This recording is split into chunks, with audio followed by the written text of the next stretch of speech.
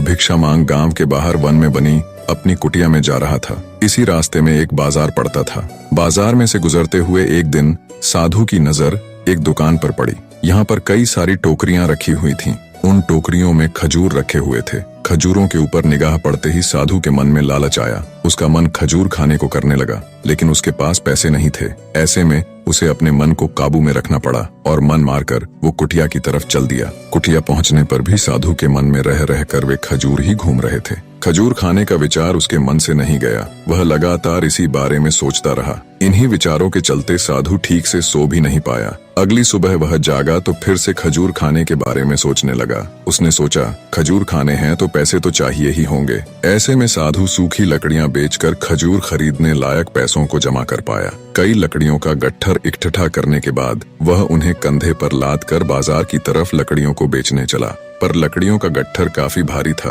उसको लेकर चलना साधु के लिए बहुत मुश्किल हो रहा था, लेकिन फिर भी साधु चलता गया। कुछ देर चलने के बाद उसके कंधे में दर्द होने लगा तो आराम करने के लिए कुछ देर रुक गया। आराम करने के बाद वह फिर चलने लग गया। वह रुक रुक कर किसी तरह दुखी सुखी होकर लकड़ियों के गट्ठर के साथ बाजार पहुंच गया। वहां उसने सारी लकड़ियां बेच दी। अब इतने पैसे तो इकट्ठा हो गए थे कि वह खजूर खरीद सके। पैसे लेकर वो खजूर की दुकान में पहुंचा। सारे पैसे देकर उसने खजूर खरीद लिए और खजूर लेकर वो कुटिया की तरफ चल पड़ा। कुटिया की तरफ जाते जाते उसके मन में विचार आया कि आज खजूर खाने की इच्छा हुई तो मैंने खजूर खरीद लिए। कल किसी और चीज की इच्छा होगी, कभी नए कपड़े तो कभी नया घर आदि आदि। उसने सोचा कि वो तो साधु व्यक्ति है, इस तरह इच्छाओं के तले वो कब तक जिएगा, वो कब तक इच्छाओं का दास बनकर रहेगा। जैसे ही उसने ये सोचा तो उसने खजूर त्यागने का फैसला किया और रास्ते में गुजरते हुए एक गरीब व्यक्ति को साधु ने खजूर दे दिए। इस तरह वह खुद की इच्छाओं का दास बनने से बच गया। दोस्तों, देखा आपने कैसे साधु को अपनी जीभ इच्छा के चलते कितना कष्ट उठाना पड़ा। ये उस साधु की नहीं बल्कि हर मनुष्य की कहानी है जो अपनी इच्छाओं के तले दबकर बस भाग रहा है और राम नाम को बिल्कुल भूल गया है। मैं ये नहीं कह रहा कि आप धन दौलत मत कमाओ या अपने कर्तव्य को छोड़ दो, पर अपनी इच्छाओं को सीमित रख के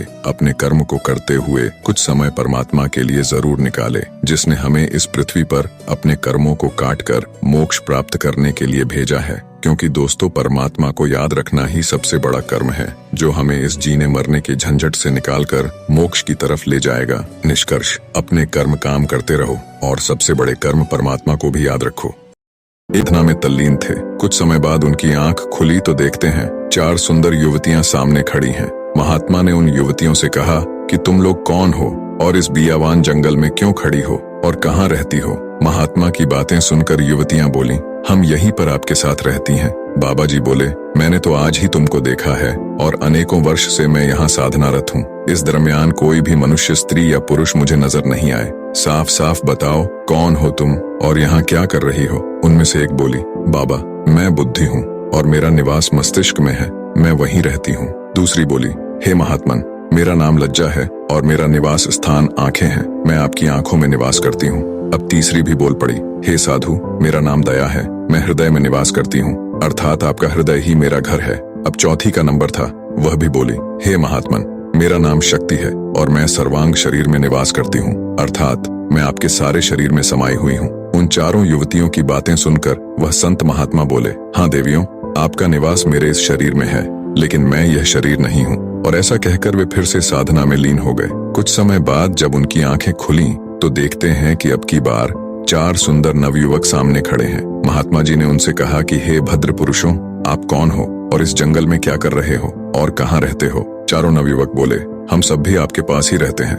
महात्मा जी ने प्रश्नवाचक दृष्टि से जब उनकी तरफ देखा तो उनमें से एक बोला, हे महात्मन, मेरा नाम क्रोध है, मैं मस्तिष्क में निवास करता हूँ। इस पर महात्मन ने कहा, मस्तिष्क में तो बुद्धि रहती है। इस पर क्रोध ने कहा, हे महात्मा, जब मैं आ जाता हूँ तो बुद्धि चली जाती है, अर्थात क्रोध के समय बुद्धि नष्ट हो जाती है। अब दूसरा युवक बोला, हे महात्मा, मेरा नाम काम है, मेरा निवास स्थान आंखों में है। इस पर महात्मन बोले, आंखों में तो लज्जा रहती है। हाँ, आपने ठीक कहा, पर जब मैं आ जाता हूँ तो लज्जा शर्म चली जाती है और मनुष्य माँ, बहन, पत्नी की पहचान खो देता है। तीसरे भद्र पुरुष ने कहा, महात्मा, मेरा नाम लोभ है, मैं हृदय में निवास करता हूँ, परंतु हृदय में तो दया निवास करती है, फिर तुम कैसे। महात्मा बोले। इस पर लोभ ने कहा, जब मैं आ जाता हूँ तो दया दूर चली जाती है। अब चौथे की बारी थी। उसने कहा, मेरा नाम मोह है, मैं संपूर्ण शरीर में निवास करता हूँ। ऋषि बोले, परंतु शक्ति के सामने तुम कैसे ठहरते हो। नहीं महात्मन, मेरे आने पर शरीर शक्तिहीन हो जाता है। महात्मा जी ने कहा, तुम सबने ठीक कहा, तुम सब मेरे शरीर में ही वास करते हो, परंतु मैं यह शरीर नहीं हूँ, मैं इन सबसे परे, इनसे अलग हूँ।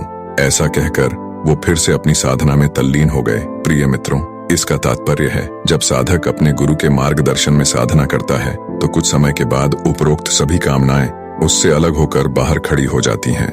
वह निश्चल हो जाता है। साधक को ज्ञान प्राप्त हो जाता है कि वह उस प्रभु की एक बूंद का अंश है और बाकी सब जड़ वस्तु है। परमात्मा ही शाश्वत सत्य है। उसके आंख कान खुल जाते हैं और अंदर में अपने गुरु एवं उस प्रभु के दर्शन करता है।